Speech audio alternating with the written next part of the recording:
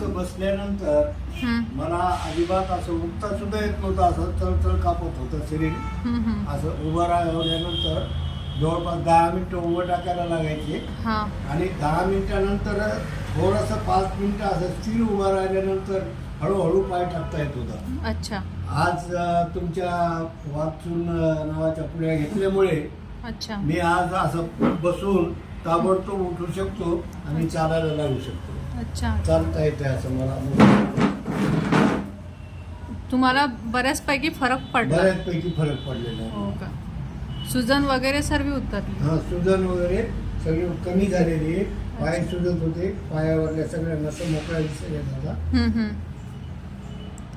तुमचं नाव काय आबाजी? हा, नारायण किशनराव पाते.